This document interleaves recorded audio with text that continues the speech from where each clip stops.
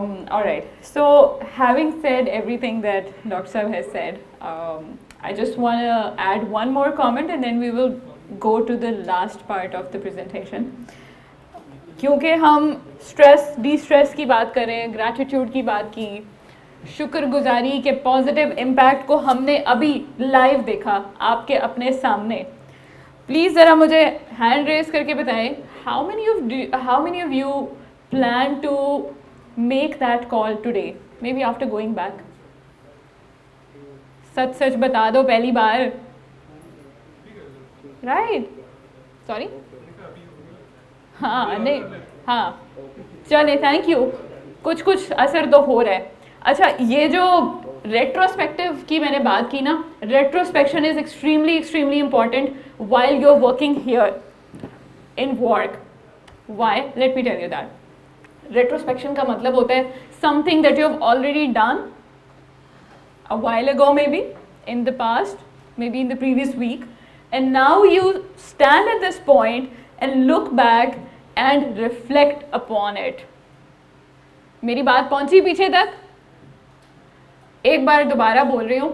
Understand the concept of retrospection and why is it connected to de-stressing yourself and also increasing the productivity. कम होती है तो stress बढ़ना शुरू हो जाता है, स्ट्रेस बढ़ता है तो फ्रस्ट्रेशन बढ़ती है, लड़ाई बढ़ती है, हर बात पे चिढ़ होना शुरू हो जाती है. हाँ ठीक है, क्या आके लेक्चर देना शुरू हो गई, ठीक है बस. सो रेट्रोस्पेक्शन मीन्स आपने कोई काम पहले किया हुआ था, अब कुछ टाइम के बाद, may be even an hour later, आप रुकते हैं 2 मिनट के लिए, पीछे मुड़ के देखते हैं कि मैंने क्या कहा या क्या किया, and you think about it, you reflect upon it and you analyse कि क्या इसको कंटिन्यू करना चाहिए या स्ट्रैटेजी चेंज करनी चाहिए. This is gonna help you in increasing the productivity. Let me tell you how. आप में से कितने लोगों के पास इस वक्त कोई एक भी स्मार्ट डिवाइस मौजूद है?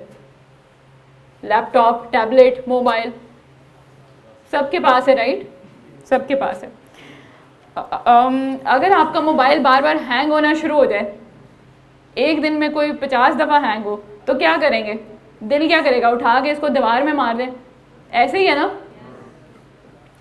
मीनिंग स्मार्ट डिवाइसेस से हम ये एक्सपेक्ट करते हैं कि वो स्मार्ट हों.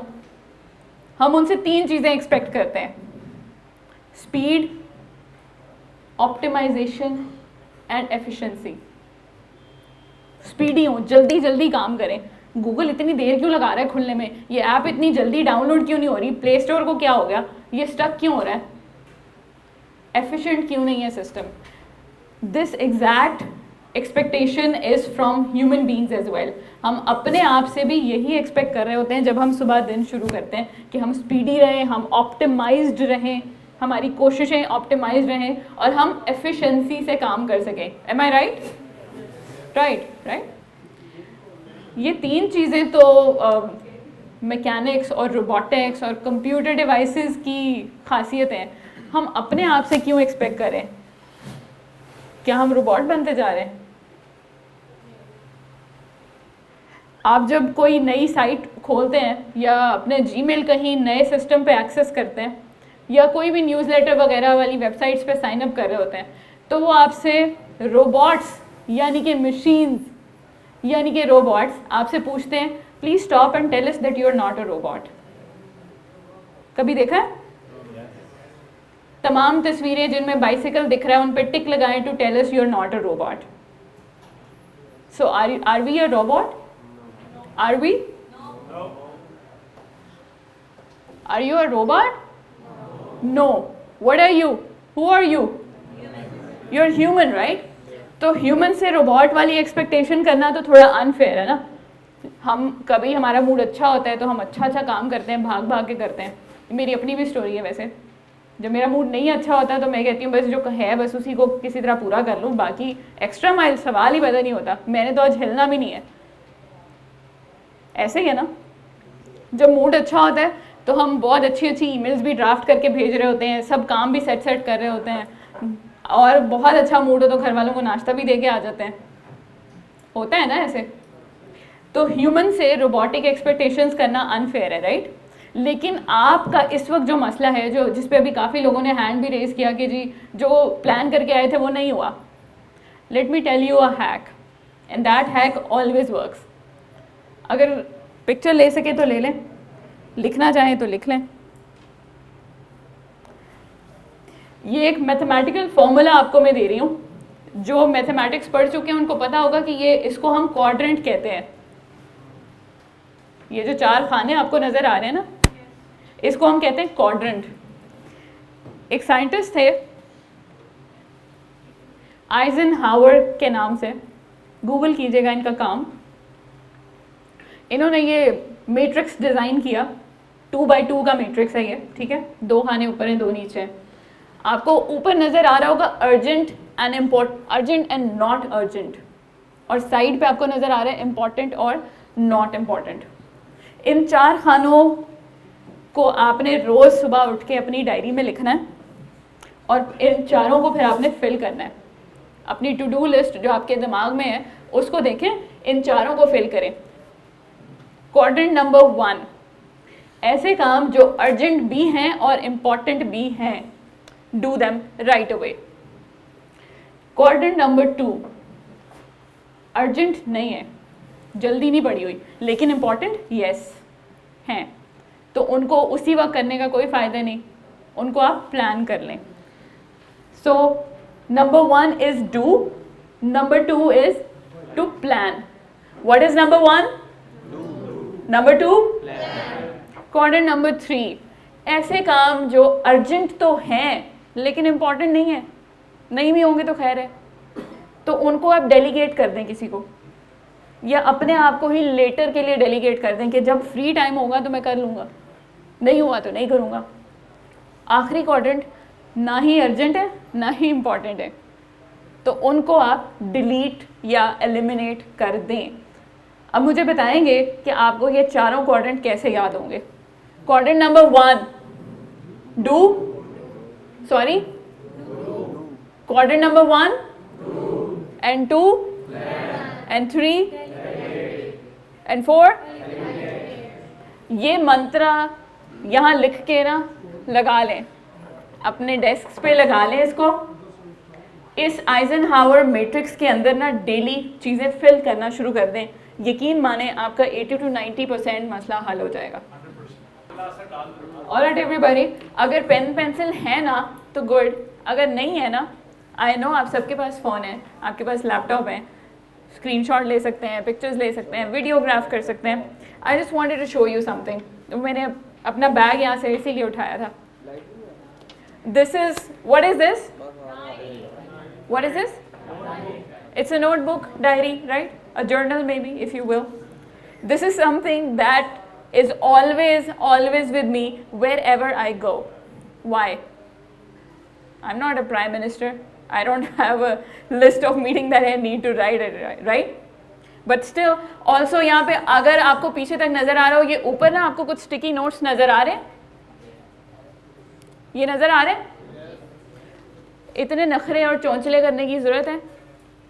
This diary is full of these Eisenhower matrices if you open it on daily basis with a date. What's the point? The point is, sometimes when I wake up in the morning, I feel like I'm going in a well of depression, it's a tornado and I'm sinking in and I don't find a way out. मेरा दिल ही नहीं करता कि मैं उठूँ, काम पर जाऊँ. व्हाट्सएप पे 50 मैसेजेस आए होते हैं 50 डिफरेंट ग्रुप्स में, मेरा दिल ही नहीं करता कि मैंने खोल के देखूँ.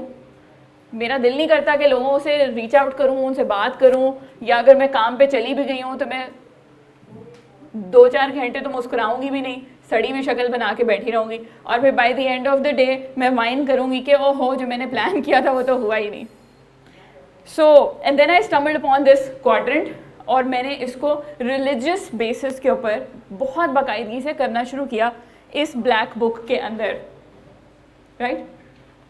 प्लीज़ कीप अ डायरी और a journal with you always always always and always. Alright? Can you do that?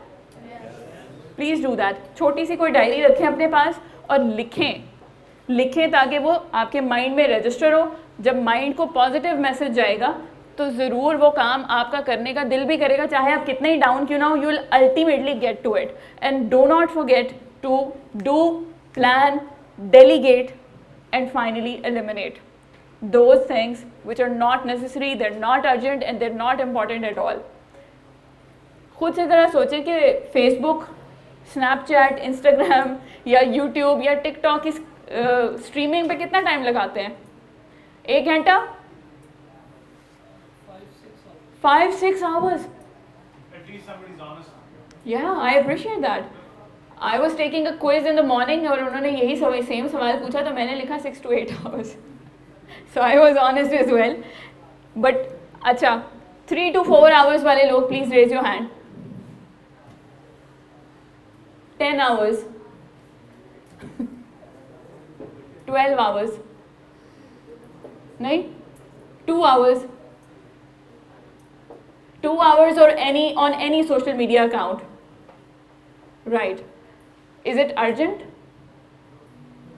Even WhatsApp for that matter. हाँ, even A WhatsApp. lot of people actually spend time on WhatsApp forwarding messages. हाँ, watching videos, forwarding TikToks and stuff. Is it urgent? Please be honest. Most of the times, for most part, let's say not. Is it important? Unless it's work related. Unless it's work related, yes.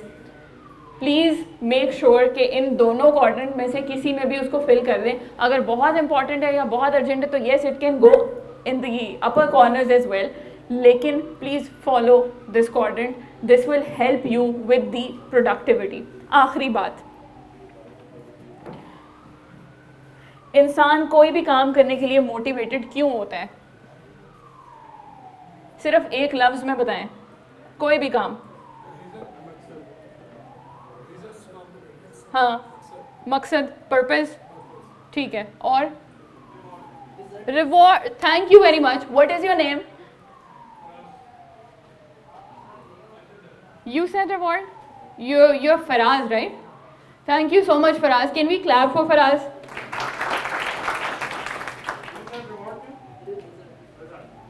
इतनी सड़ी हुई तालियां क्यों बजा रहे हैं?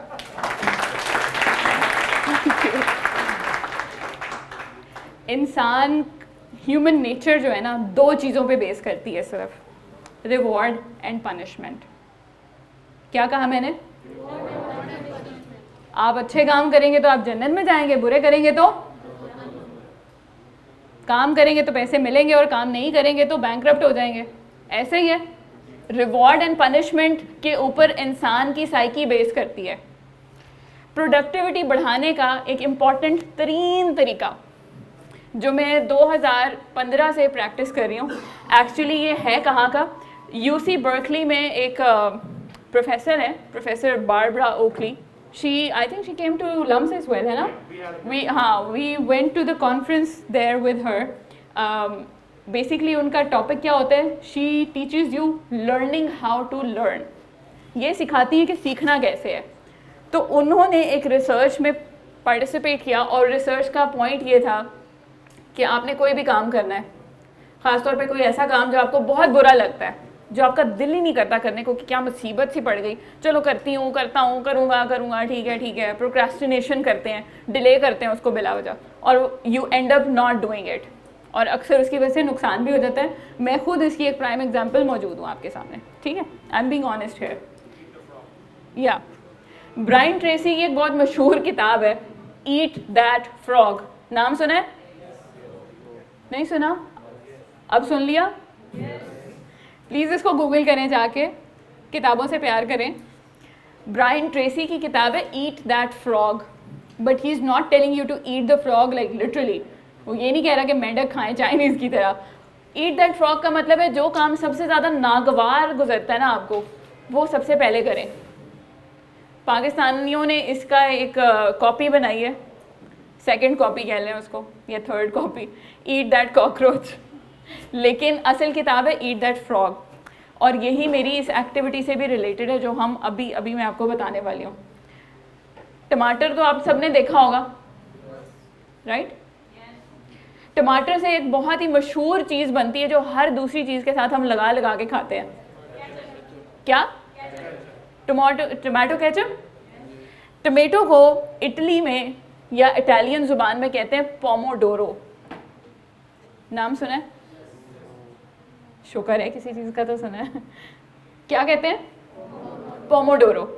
Please अपने app store या प्ले स्टोर में जाके आज चेक कीजिएगा या अभी चेक कर लें। पोमोडोरो के नाम से आपको एक एप्लीकेशन मिलेगी। पोमोडोरो का मकसद क्या है? आप 25 मिनट का टाइमर लगाओ। जो सबसे गंदा काम आपको लगता है ना कि यार क्या मुसीबत आई, ये काम दोबारा करना पड़ रहा है, वो काम उठाएं, 25 मिनट का टाइमर लगाएं और बग़ैर किसी डिस्ट्रैक्शन के, किसी से बात किए, किसी का फ़ोन उठाए, व्हाट्सएप या ईमेल चेक किए, फेसबुक पे इधर उधर स्टोरीज लोगों की देखने की बजाय फोकस्ड होके 25 मिनट का काम करें। When the time is up, the timer will tell you the time is up। 5 minute का रिवॉर्ड दें अपने आप को, जो भी आपको लगता है। टिकटॉक बनानी है वो बना लें, स्नैपचैट पे पिक्चर्स अपलोड करनी है वो कर लें, किसी से बात करनी है, कुछ खाना है, स्ट्रोल करना है, वॉक करनी है, कुछ कर लें। Reward yourself for 5 minutes and then get back to work again 25 minutes। This will change your life, trust me on that. 100%। वो, और ये मैं इसलिए कह रही हूँ क्योंकि मैंने खुद ट्राई किया है। मैं दुनिया की सबसे बुरी प्रोक्रेस्टिनेटर थी। नो सॉरी नहीं, नॉट बुरी, सबसे अच्छी प्रोक्रेस्टिनेटर वो होता है जो डिले करता है काम को। मैं दुनिया की I was the queen of procrastination कि हाँ ठीक है करती हूँ, अच्छा क्या हो गया। But I have started using Pomodoro and I have started using this matrix of Eisenhower and trust me my life is 80% change। No, 100%. I vouch for that. Okay।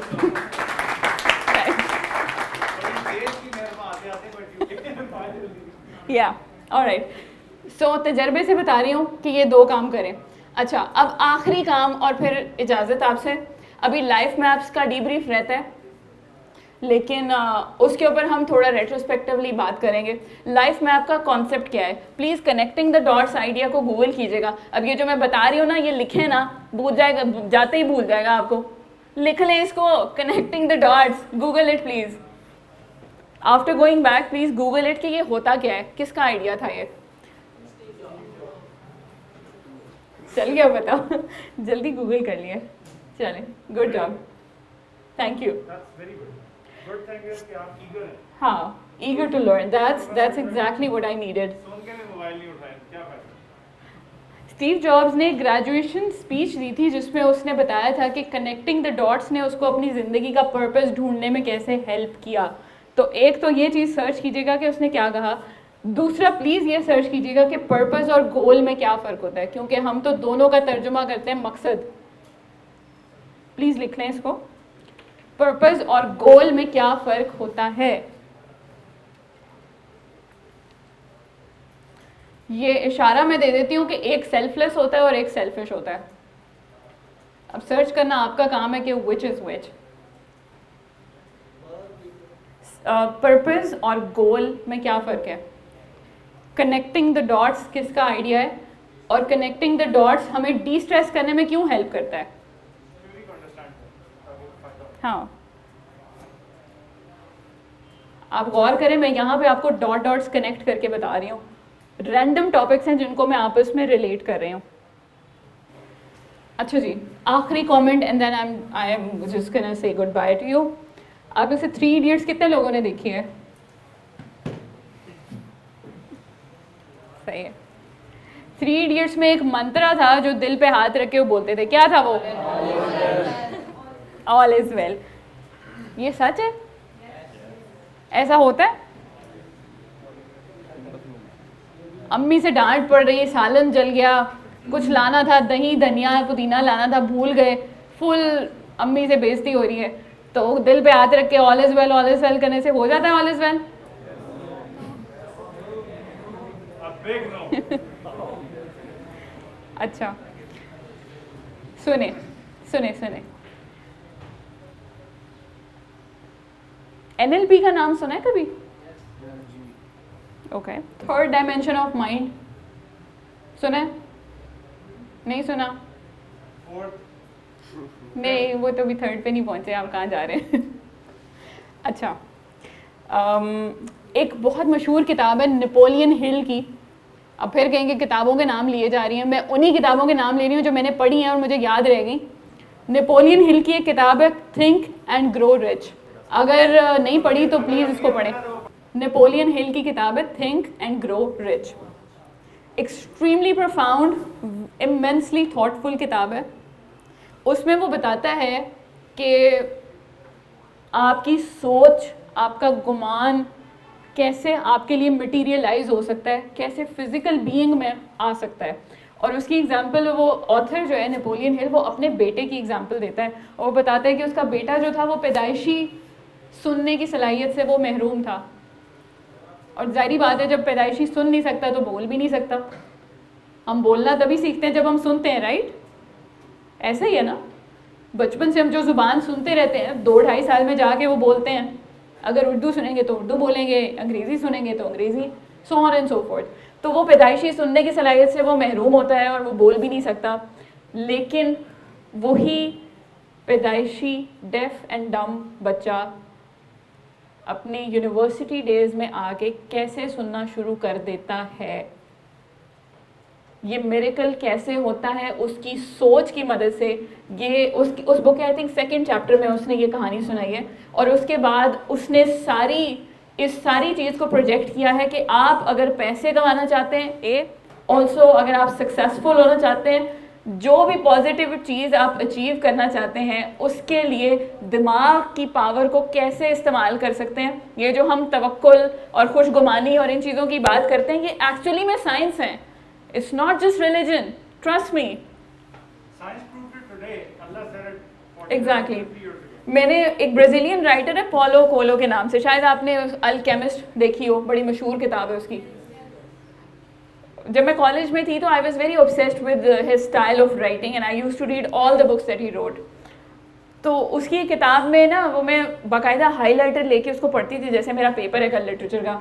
तो मैंने उसमें एक फ़िक्रा पढ़ा, उसने लिखा था कि आप जब किसी चीज़ का इरादा कर लेते हो, पक्के हो जाते हो कि मैंने करना ही है, तो कायनात, अल्लाह का वर्ड नहीं उसने यूज़ किया, उसने कहा कायनात और डिवाइन पावर दुनिया के हर पार्टिकल, हर मॉलिक्यूल को सब एटॉमिक लेवल पे ऑर्डर करती है कि इसके साथ मिल, इसको सपोर्ट कर और जो ये कहता है वो कर।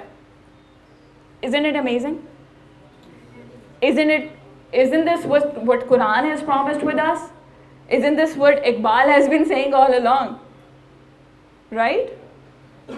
तवक्कुल और खुशगुमानी और आपकी सोच की ताकत थिंक एंड ग्रो रिच में आपको मिलेगी। इसको पढ़ें, मैट्रिक्स को जाके पढ़ें, पर्पस और गोल को डिफाइन करें, मैट्रिक्स को अपने डेस्क पे पेस्ट करें और उसको फिल करना शुरू करें, एंड आई एम श्योर कि आपकी ज़िंदगी बदल जाएगी इंशाल्लाह।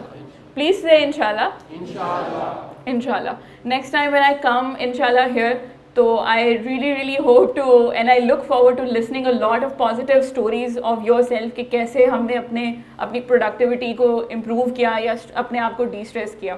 आखिरी बात, please put your right hand on your heart.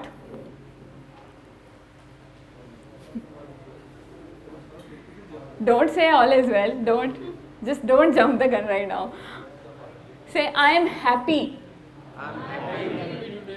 I am happy today. I am happy today. I am positive. And I am going to be successful. Inshallah. Thank you so much.